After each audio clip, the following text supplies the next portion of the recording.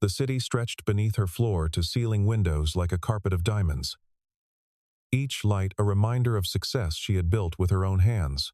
Victoria Hayes stood in her penthouse office, 42 stories above the streets, watching the evening traffic crawl through downtown Boston.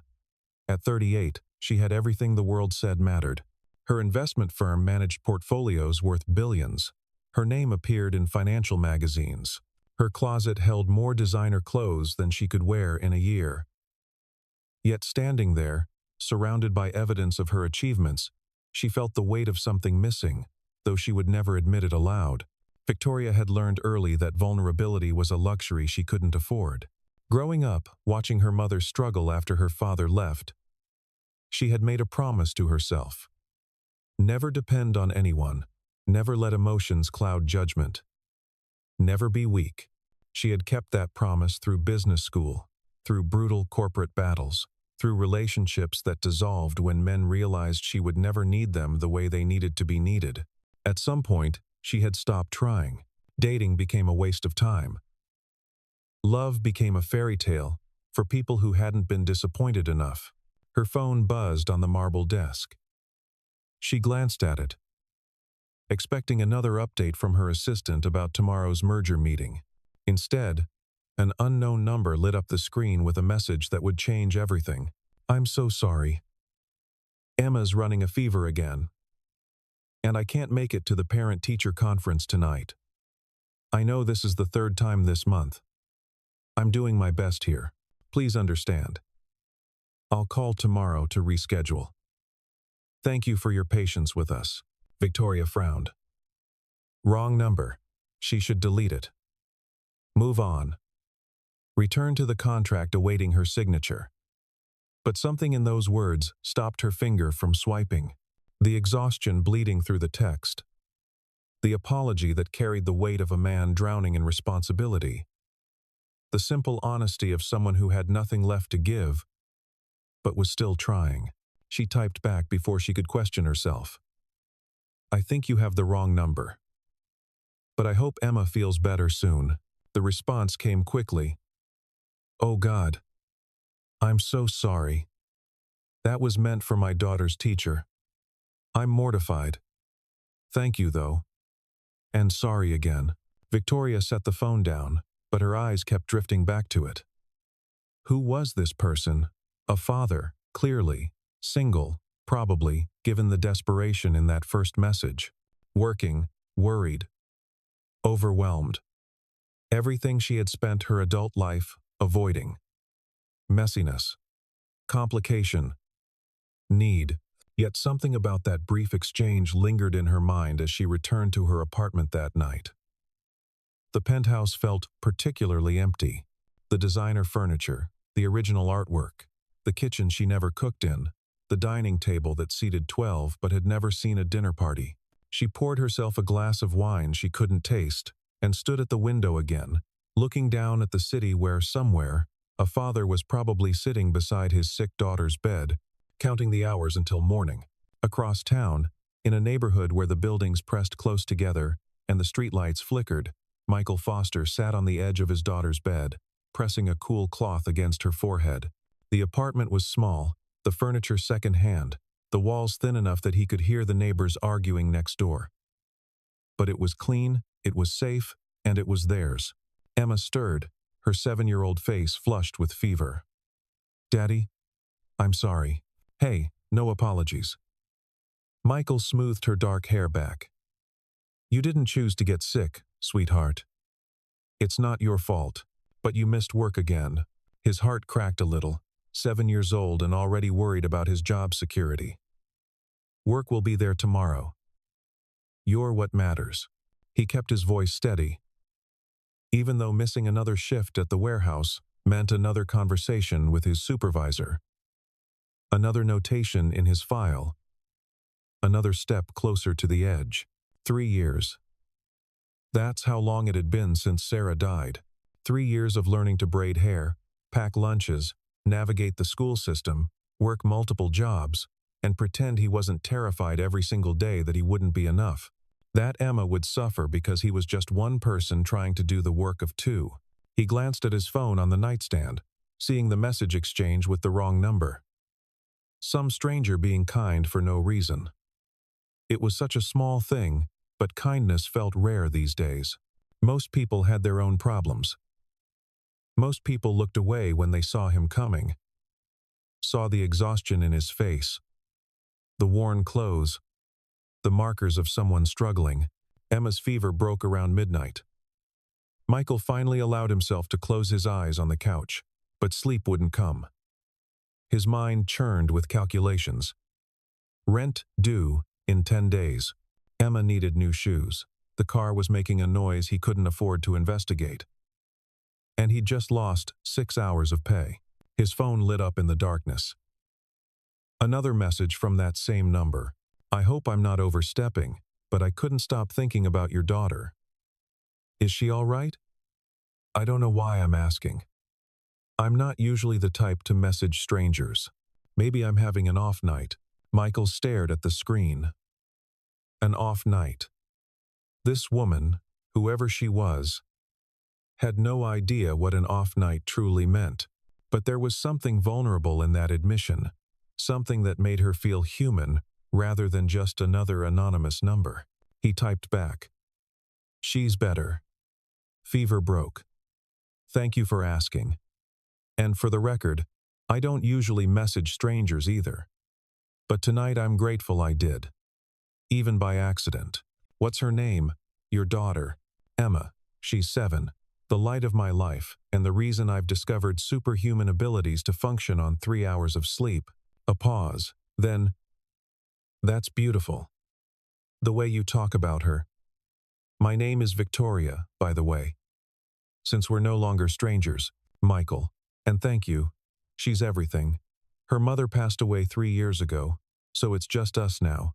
Some days I wonder if I'm doing any of it right. The fact that you wonder means you probably are. Bad parents don't worry if they're good enough. They messaged back and forth for the next hour. Victoria, sitting in her penthouse, found herself telling this stranger things she never told anyone. About the loneliness of success, the exhaustion of always being the smartest person in the room. The way ambition had filled her life with everything except meaning. Michael, stretched out on his worn couch, told her about Emma's laugh, her obsession with dinosaurs, her fear of thunderstorms, her questions about her mother that grew harder each year. He told her about working warehouse shifts, driving delivery routes, doing whatever it took to keep them afloat. He didn't mention the eviction notice he'd barely avoided last month, or the debt that kept him up at night. Some struggles felt too heavy to share, even with a sympathetic stranger. When Victoria finally set her phone down at 2 in the morning, something had shifted inside her chest. A crack in the armor she'd spent decades building. She told herself it was just a pleasant conversation with someone outside her usual world. Nothing more. But she found herself checking her phone the next day. And the day after that. The messages became a ritual. Good morning texts that evolved into lunch break conversations that stretched into late-night exchanges. Michael shared photos of Emma's artwork from school. Victoria found herself laughing at stories about failed cooking experiments and bedtime negotiations. For the first time in years, she woke up looking forward to something that had nothing to do with market reports or board meetings. 3 weeks into their digital friendship, Victoria made a decision that surprised even herself. Would you want to meet? For coffee? She stared at the message for 5 minutes before hitting send. This wasn't her. She didn't do spontaneous. She didn't pursue men, especially men she'd never seen. Knew nothing about beyond midnight confessions and parenting anecdotes. But something about Michael felt different. Safe. Real. His response came an hour later. I'd like that. Fair warning though, my conversation skills are much better over text. In person, I'm usually covered in either work dirt or mysterious sticky substances from parenting. But yes, I'd like to meet you. They arranged to meet at a small cafe in a neighborhood halfway between their worlds. Victoria arrived first, choosing a table by the window. She'd deliberated over her outfit that morning longer than she had for any business meeting, finally settling on designer jeans and a cashmere sweater. Casual but polished. approachable but not trying too hard. When Michael walked through the door, holding Emma's hand, Victoria's breath caught. He was tall, with dark hair that needed a trim and eyes that carried both warmth and weariness. His clothes were clean but worn, his jacket slightly too thin for the October weather. Emma peeked out from behind him, all wild curls and bright eyes, clutching a stuffed brachiosaurus. "Victoria?" Michael's voice was deeper in person, uncertain. "Michael." She stood, suddenly acutely aware of her watch, her bag, the markers of wealth she couldn't hide. "And you must be Emma." Emma studied her with the brutal honesty of children. "You're really pretty. Like a princess in the movies." Victoria felt her cheeks warm. "Thank you, and I love your dinosaur. What's its name?" "Reginald. He's a brachiosaurus, which means he's a herbivore and one of the tallest dinosaurs that ever lived. He could reach trees that were 50 feet high." 50 feet, Victoria repeated, genuinely charmed. "That's incredible." Michael ordered coffee for himself and hot chocolate for Emma, waving away Victoria's offer to pay. They sat, and the conversation flowed easier than Victoria had anticipated. Michael asked about her work, and she found herself being vague, calling herself a financial consultant rather than the CEO of Hayes Capital Management. Some instinct told her that the truth would complicate things, create a distance she wasn't ready to face. Emma filled the silences with stories about school, her best friend Marcus, her teacher Mrs. Rodriguez, who let them have extra recess on Fridays. She showed Victoria her current obsession, a book about prehistoric creatures that was held together with tape and determination. "We go to the library every week," Michael explained, watching his daughter with obvious affection. "It's our tradition, free entertainment, and she gets to check out whatever catches her eye." Victoria thought of her own library at home, filled with first editions she'd never read, books bought by designers to look impressive on custom shelves. The contrast felt suddenly obscene. When Emma excused herself to look at the cafe's pastry case, Michael leaned forward. "I should be honest with you. I Googled the restaurant you mentioned, loving in one of our texts. The one downtown. I looked at the menu and realized one appetizer costs more than I spend on groceries in a week. I don't want to mislead you about my situation. I'm not. I mean, I work hard. But, Michael." Victoria placed her hand over his, a gesture that surprised them both. "I don't care about any of that." But even as she said it, she knew the real test was yet to come, because she hadn't been honest either. And honesty had a way of arriving whether you invited it or not. The breakthrough came when Emma's school announced their annual fundraising gala. Michael mentioned it in passing during one of their increasingly frequent coffee dates, explaining that he couldn't afford the $50 ticket, but Emma was excited about the silent auction her class had contributed artwork to. "I'll take you both," Victoria offered immediately. "My treat." "Victoria, you don't have to." "I want to. Please, let me do this." What she didn't tell him was that she'd called the school that afternoon and made an anonymous donation large enough to fund their arts program for 2 years. What she didn't mention was that $50 was less than she spent on a single business lunch. The guilt of those omissions sat heavy in her chest. The gala was held in the school gymnasium, transformed with streamers and donated decorations into something that tried very hard to be elegant. Parents milled around tables covered in construction paper and glitter, bidding on vacation packages and restaurant gift certificates. Emma darted Victoria from table to table, showing her every piece of student artwork with infectious enthusiasm. "Look, this is mine." Emma pointed to a watercolor painting of a family, 3 figures holding hands under a rainbow. "That's me, and Daddy, and you." Victoria's throat tightened. "Emma, that's beautiful. Mrs. Rodriguez said we should paint our families. I told her you're like family now, are you?" Michael appeared at her elbow, having caught the last part of the conversation. That's a big question to put on Victoria." But Victoria crouched down to Emma's level, ignoring the designer dress she'd worn, ignoring the other parents starting to notice her presence.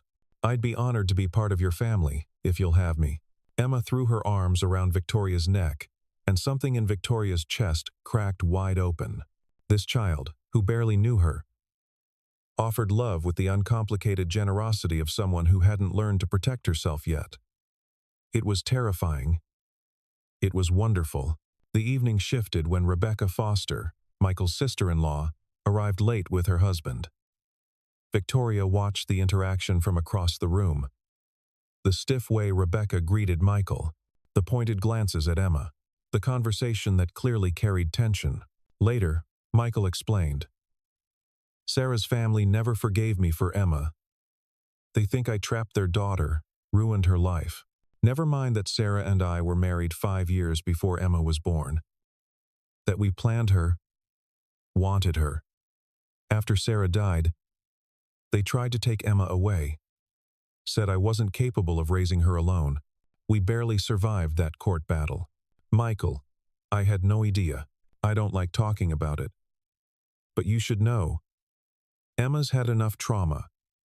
I can't let anyone else hurt her." The warning was implicit. Victoria heard it clearly. Don't get close if you're going to leave. Don't make promises you can't keep. Don't break this child's heart. I understand, Victoria said quietly, and I'm not going anywhere. But the universe had other plans. The unraveling began at a charity dinner Victoria was obligated to attend. She'd mentioned it to Michael casually, not thinking he'd be interested in the kind of event where tickets cost $1,000 a plate, and the guest list read like a Forbes directory. But he'd surprised her by asking if he could come. "I know it's your world, not mine," he'd said. "But I want to see all of you, not just the parts you think I'll be comfortable with." She should have said no. Should have protected them both from what she knew was coming. But she'd said yes, touched by his willingness to step into her territory. She'd even arranged for Emma to have a sleepover with a school friend, imagining an evening where she could show Michael her world without worrying about his daughter's comfort. The Pierre Hotel ballroom glittered with Manhattan's elite. Victoria wore a gown that cost more than Michael's monthly rent, though she'd deliberately chosen something understated. Michael had borrowed a suit from a friend, and though it didn't fit perfectly, he wore it with quiet dignity that made Victoria's heart ache. The trouble started at their table. Preston Whitmore, a hedge fund manager Victoria had known for years, took one look at Michael and made assumptions. "And what do you do?" he asked with the particular condescension of someone who already knows the answer won't impress him. "I'm between opportunities right now," Michael answered evenly. "Currently working warehouse logistics, while I figure out my next move. Warehouse work. How interesting." Preston's smile didn't reach his eyes. "And how did you and Victoria meet?" "Wrong number text," Michael said, and there was steel beneath his casual tone. Turned out to be the right number after all. Preston laughed, a sound like breaking glass. "How wonderfully democratic of you, Victoria. Slumming it with the working class. Is this some kind of social experiment?" "Preston," Victoria's voice could have cut diamonds. "That's enough. Oh, come on, we're all thinking it. What's the endgame here? You're Victoria Hayes, for God's sake. Your ex-husband was a senator. Your last boyfriend owned half of Silicon Valley. And now you're dating a warehouse worker?" Michael stood, his chair scraping back. "Excuse me. I need some air." Victoria followed him out to the terrace, her heels clicking on marble floors that suddenly felt like the distance between their worlds. He stood at the railing, looking out at Central Park, his borrowed suit jacket pulled tight across his shoulders. "Michael, I'm so sorry. Preston is an ass. Everyone knows it. He's right though, isn't he?" Michael didn't turn around. "I don't belong here. I don't belong in your life." "That's not true, isn't it?"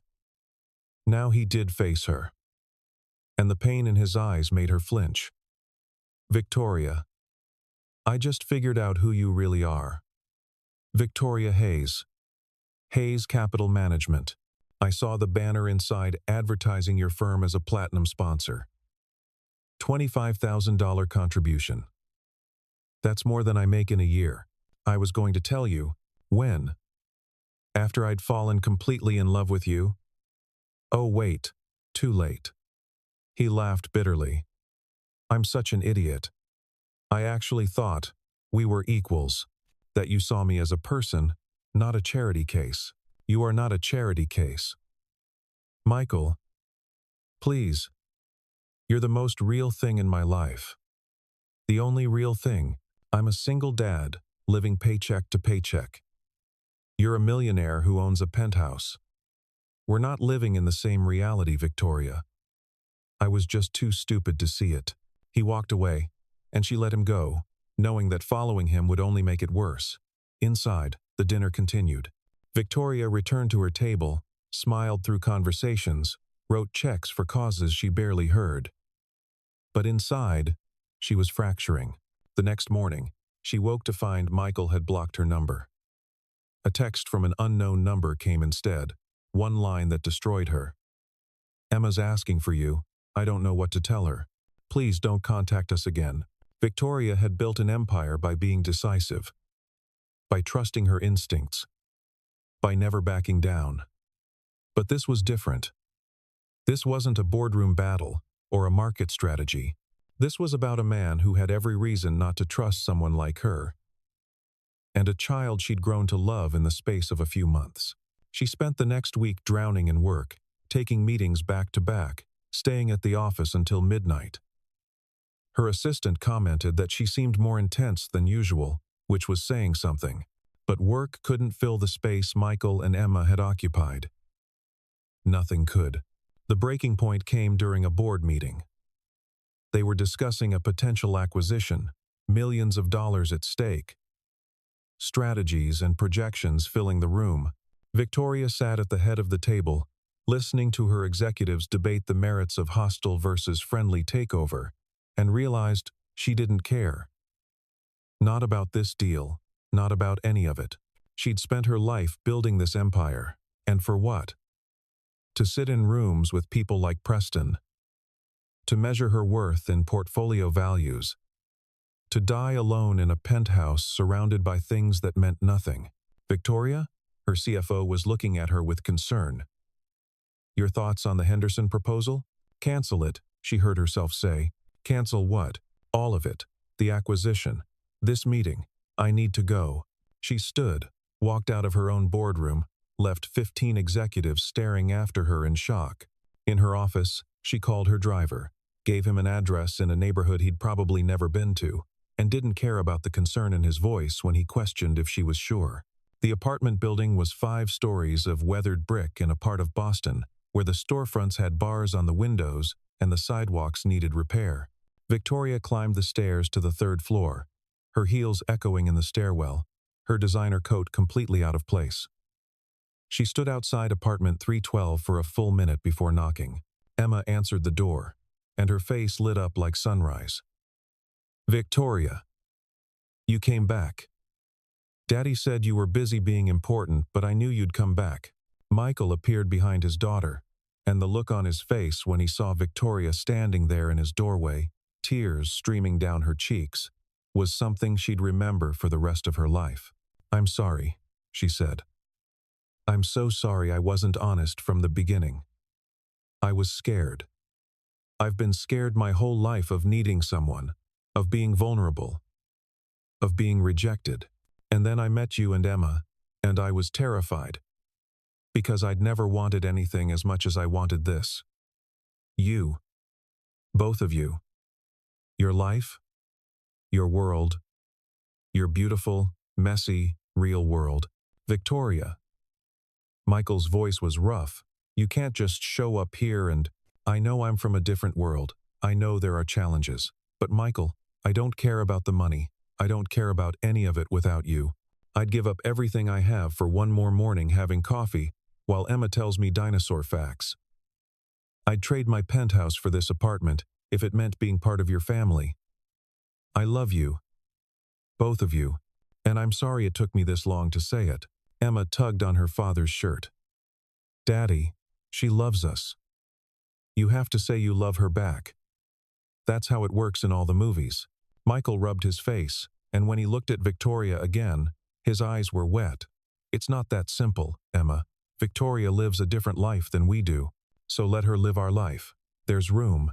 Emma said it with such certainty, such simple logic. "Please, Daddy, I love her too," and that's what broke him.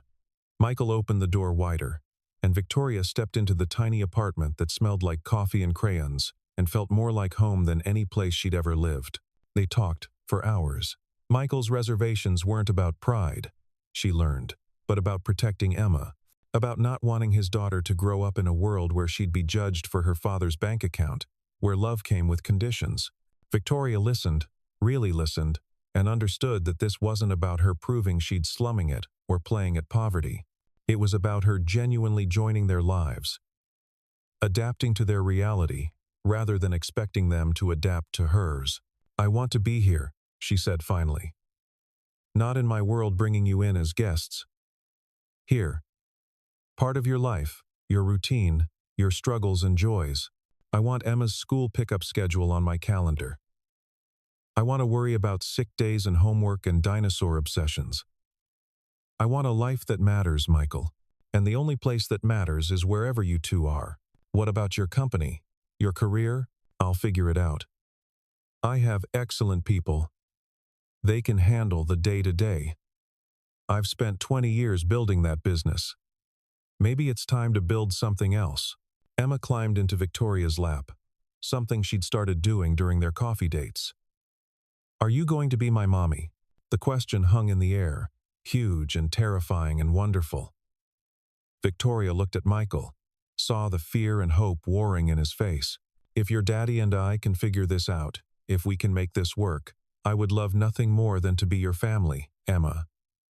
Not to replace your mommy, because she'll always be your mommy, but to love you and your dad with everything I have." Michael crossed the room, knelt beside them, wrapped his arms around both of them. "Okay," he whispered into Victoria's hair. "Okay. Let's try. Let's figure this out. Because I love you too, and I'm tired of being scared." The transition wasn't smooth. Victoria's world didn't understand. Her board tried to force her resignation when she insisted on working remotely 3 days a week. Business associates whispered about her strange new lifestyle choices. Preston Whitmore took particular pleasure in spreading rumors about Victoria's midlife crisis and her blue-collar boyfriend. But Victoria discovered she didn't care about their opinions anymore. She showed up to Emma's parent-teacher conferences. She learned to braid hair through patient trial and error. She traded her penthouse for a brownstone in Michael's neighborhood. One with enough space for a family, but without the marble and glass that had made her old place feel like a museum. Michael struggled too. Accepting Victoria's financial help felt like defeat until she reframed it as partnership, as their money rather than her money. He went back to school part-time, pursuing the degree he'd abandoned when Sarah got sick. Victoria's connections opened doors, but his talent and dedication kept them open. He found work he cared about, managing logistics for a nonprofit that distributed food to underserved communities. Emma flourished. With 2 parents supporting her, she joined soccer, signed up for art classes, started thriving in ways that broke Michael's heart a little because it reminded him how much he'd been treading water alone.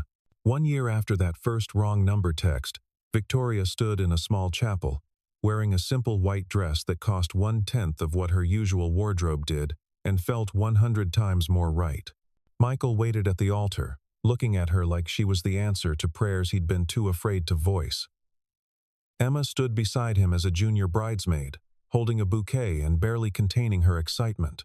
The ceremony was small. Michael's friends from the neighborhood, Victoria's assistant, and a handful of colleagues who'd remained loyal.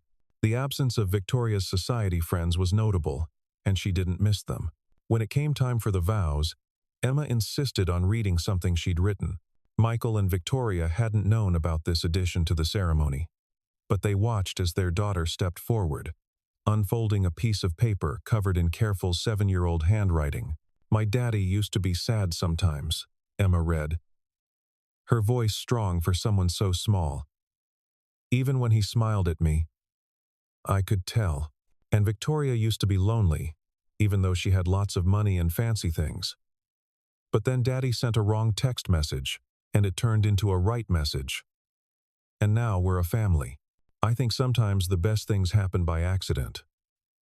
Like when you're looking for something else, and you find something better.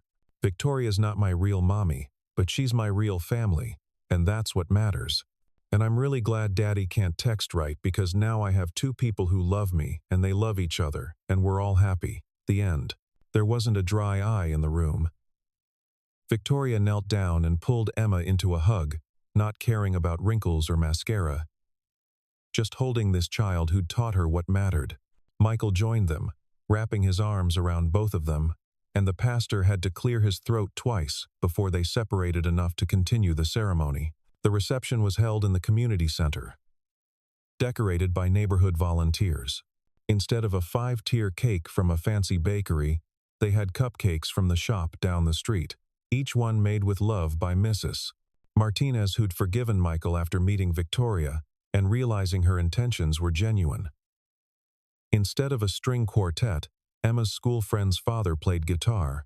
Instead of champagne that cost hundreds per bottle, they toasted with sparkling cider and cheap wine, and it was perfect. Victoria danced with her new husband under string lights and thought about the woman she'd been a year ago, standing in her penthouse, surrounded by expensive emptiness, convinced she had everything she needed. She'd been so wrong. She'd had nothing that mattered. She'd been wealthy and successful and completely, utterly alone. "What are you thinking?" Michael asked, pulling her closer. "That I'm glad you can't text properly." He laughed, the sound rumbling through his chest. "Best mistake I ever made. Well, second best. First was letting Emma talk me into messaging you back." Emma appeared between them, demanding to be part of the dance. Michael lifted her up, and the three of them swayed together, offbeat and ungraceful, and completely perfect. Around them, the community that had become Victoria's community celebrated. These people who'd been strangers a year ago, who'd welcomed her not because of her bank account but because she loved Michael and Emma, because she showed up, because she proved herself through action rather than words. Later, after the reception ended and the guests went home, the three of them walked back to their brownstone. Emma fell asleep between her parents on the couch, clutching Reginald the Brachiosaurus. Victoria looked at her husband over their daughter's head. "No regrets?" Michael asked softly. Victoria thought about her old life. The penthouse she'd sold. The company she'd stepped back from, promoting her CFO to CEO, while she remained chairman, involved but not consumed. The society invitations that had stopped coming. The friends who'd revealed themselves as social climbers rather than true companions. "Not one," she said honestly. "This is everything." And it was not perfect. They still struggled sometimes with money, with balancing work and parenting, with the echoes of their different backgrounds. Emma still had hard days when she missed the mother she'd lost. Michael still occasionally felt inadequate in the face of Victoria's capabilities. Victoria still sometimes missed the simplicity of a life where she only had to worry about herself. But they had each other. They had a family built not on obligation or expectation, but on choice. On a random text message sent to the wrong number by a tired father who couldn't catch a break. On the decision by a lonely woman to respond with kindness instead of deletion. On the courage it took to build something real in a world that valued image over substance. Sometimes the universe conspires to give us exactly what we need, even when we don't know we need it. Sometimes love arrives not with thunder and lightning, but with a simple message sent in error. Sometimes the wrong number is actually exactly right. Victoria kissed her sleeping daughter's forehead, reached across to take her husband's hand, and felt the weight of true wealth for the first time in her life. It wasn't measured in bank accounts or property values. It was measured in moments like this, in the peace of being exactly where she belonged, with the people who mattered most, having finally found her way home.